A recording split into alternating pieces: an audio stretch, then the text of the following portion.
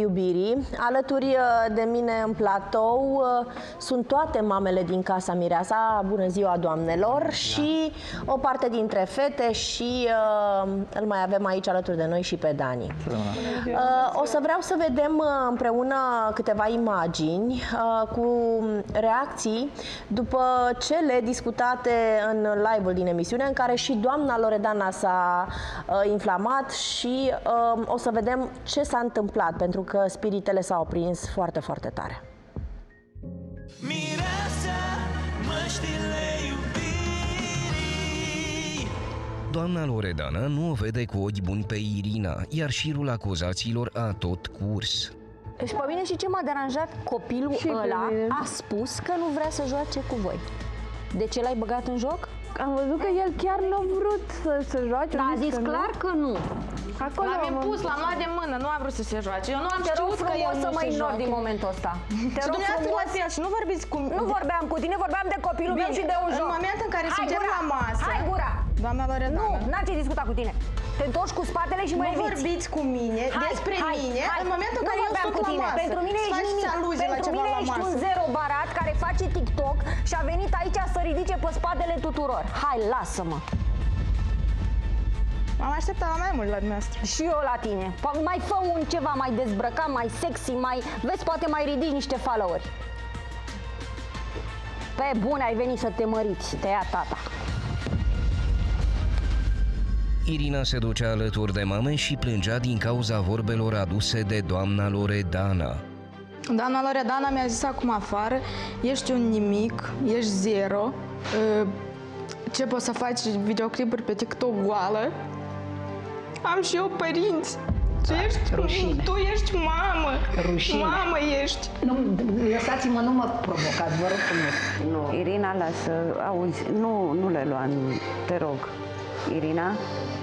Nu ești un nimic, stai Irina, liniștită. te rog frumos, toți avem Ești în cursă de eliminare și te ridici pe spate. Despre ce vorbiți? Nu jigniți. Liniștește-te, Irina. Mai fă niște TikTok-uri cât mai dezgolită, cât mai goală. Ești zero, ești un nimic. Tu ești femeie de o vârstă. Și am și eu mamă. Mama mea, dacă intră în direct, ce îi spune? Eu niciodată n-am fost de acord cu jignirile, Nici cu eu. bârfele. Fiecare suntem în felul nostru. Aveți dreptul să spuneți ce vreți până la jigniri. Auzi, fiecare avem felul nostru de a fi și cum zici tu, fiecare Stai avem un puțin, că părinte, n-avem nimeni avem aici o să mamă. zic că e un nimic, pe bune. Exact. Fiecare avem felul nostru de a fi. Haide-vă! Nu să faci nimic, pe bune. Stați liniștite. Că ești zero, dar de asta am venit aici să vorbesc cu cineva așa. Nu plânge. Tu nu plânge. Stau toate afară acolo și eu m-am dus să fumez și stau toate și hai, doamna Loredana, ce vreme frumoasă, știți, nu vă enervați. E 45, nu ne mai Liniștit. Măcar evitele, nu mai sta în preajma lor.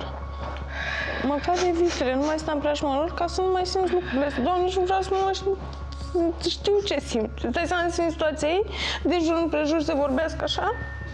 Doamne, dar de asta am venit aici să vorbim și să facem așa pe bune? Eu n-am minte, am 20 ceva a de vorbit ani. de Roberto. La toată lumea spunea, dar în fiecare zi. Roberto s-a certat cu Dani. Roberto s-a certat cu Dani. Dar numai așa o ținea. Și doar lămurisem cu ei sâmbătă seară, știi, Denisa.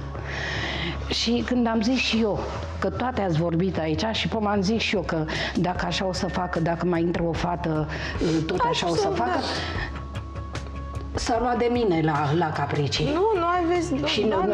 Și nu mai vorbește cu mine. Da, dumneavoastră nu vă enervați. Nu vă băgați. Nu, dar vreau să spun. Să interpretezi. Dar îi place să bage râcă. Doamne, dar e un copil, mă, cum o să vorbești de Cum cineva se vorbește așa ceva? Tu erai afară, n-ai auzit cum ai zis, ești un nimic, ești un zero, du-te mai fă videoclipuri goală, că asta poți să faci, cât mai dezgolită unui pe copil TikTok. așa ceva. Dar dacă lui Fisu i-ar spune cineva ceva... Dar eu nu am așa, știut că nu joacă Dani, că nu-i puneam nicio întrebare, absolut. Nu-i fitul regele junglii și nu mă interesează. Mă răsculă de bărbat. Și în momentul în care ea mi-a zis toate chestiile astea, m-am dus și mi-am oprit o țigară și dau toate. Doamna Loredana, ce vreme frumoasă, nu mai fiți așa, nervoasă, nu vă enervați. Păi, eu cu ce oameni stau în casă, înțelegi? Tu știu că te ai bine cu ea, dar pentru mine e o femeie foarte periculoasă. Incredibil. Dar să te iei de copilul altuia, că doar n-a dat în cap la nimeni. Au jucat un joc.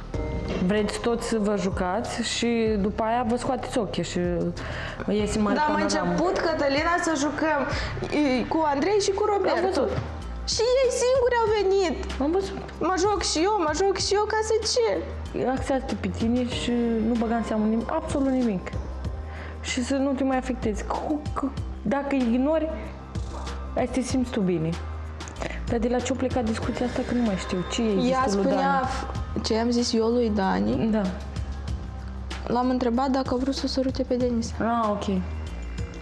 Eu mă vorbesc doar de Dani, sunt disperată, tot despre Dani vorbesc, tot Dani. Da, și eu îi răspundeam, da, îl vreau pe Dani. În emisia Live Mireasa de mai devreme, doamna Loredana era în continuare ironică la adresa Irinei. Cum să fi simțit și mama Irinei? Da, eu sunt de acord că poate nu s-a simțit bine. Dar mama Irinei știe că Irina nu face curățenie, că uită să șteargă praful, Irina nu gătește, Irina nu face nimic. Adică nu cred că spun lucruri pe care nu le știi.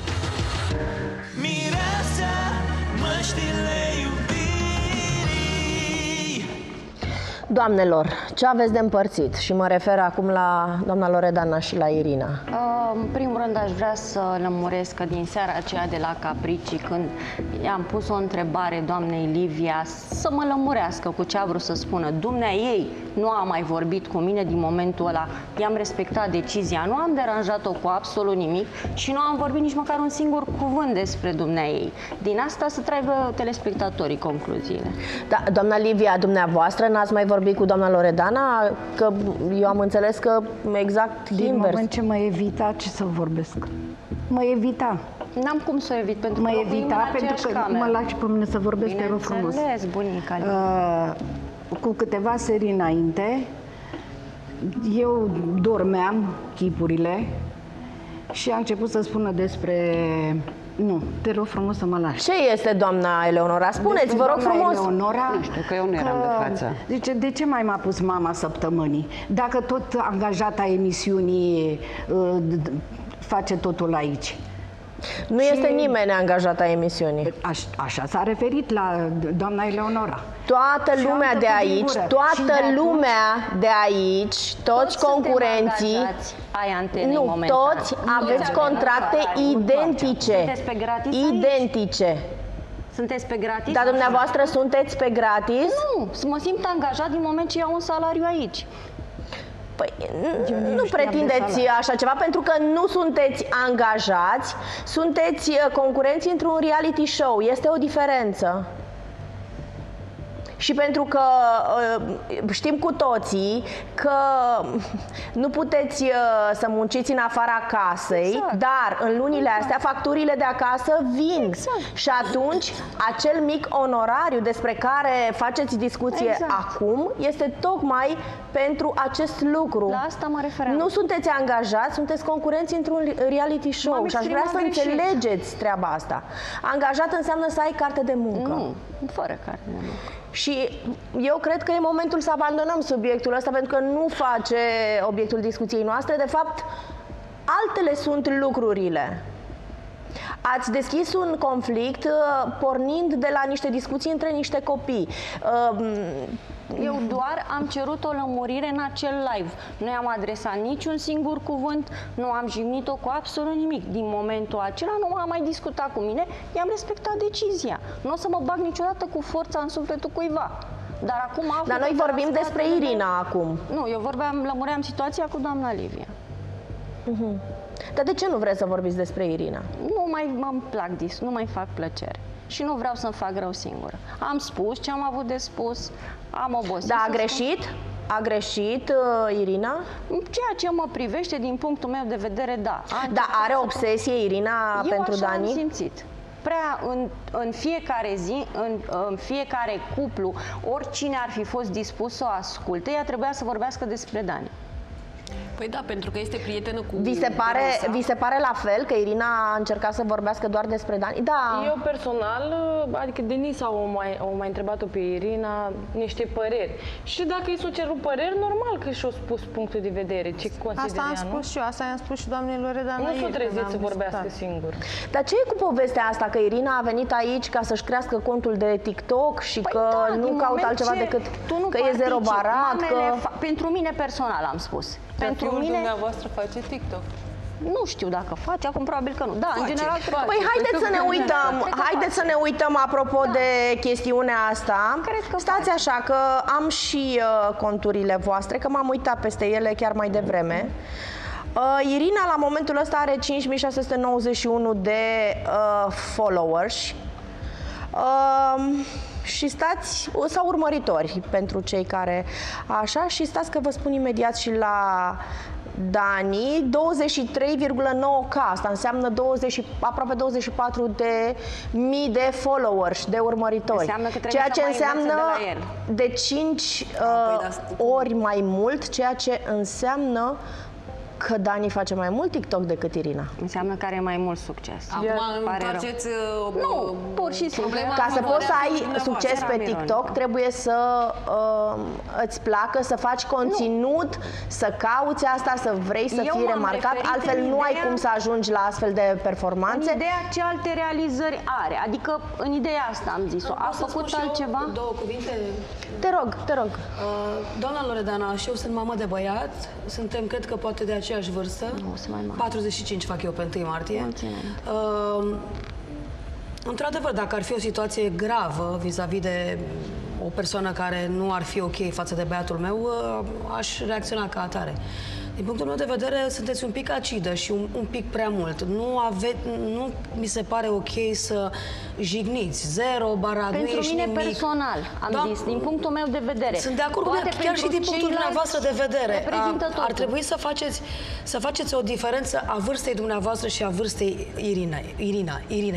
Irina e un copil, face niște lucruri, probabil că dacă i-ați fi explicat ca o mamă Irinei, luând-o un pic deoparte, măi, fata mea, uite, mie mi se pare că te tot iei de băiat, că în orice circunstanță ai ceva cu copilul meu. Cred că în favoarea dumneavoastră ca imagine pe post, pentru că apăreți pe post, s-ar vedea mult mai bine și mai corect ca imagine a persoanei dumneavoastră să reacționați vis-a-vis de Irina ca o mamă și nu ca un bici.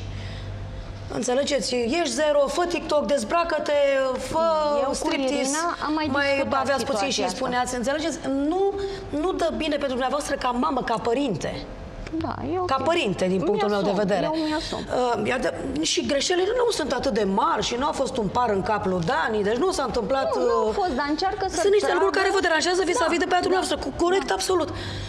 Un pic separat Irina și discutat cu ea ochi în ochi, pentru că e foarte important să te privești când discuți și să lămurești situația într-un mod mamă.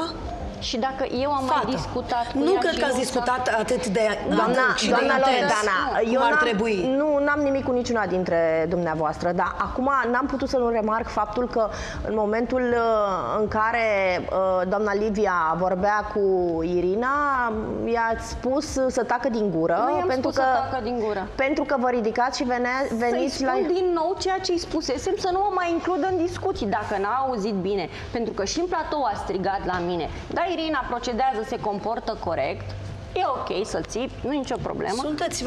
Sunteți aprinsă pentru copil, dar eu zic că discutând așa doar cu Irina, separat un pic, ca și gândindu-vă, hai că e fata mea, l-am pe Dani și eu am pe Irina, fata mea. Și Irina a luat-o puțin razna. Pe de altă parte, Irina, degeaba ai plâns și degeaba plângi. Cum îți așterne, așa dormi.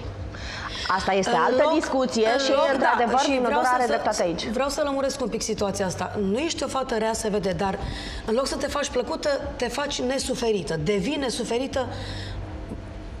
Tu îți dai seama, dacă un cerc de băieți era în discuție, nu fetele discutau atât de mult de tine, discutau băieții.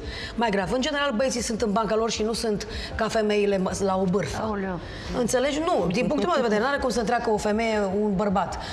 Se făcuse acolo o cloacă de băieți care discutau despre tine. Nu te faci plăcută. Am înțeles că de multe ori tu ai dreptate în ceea ce spui.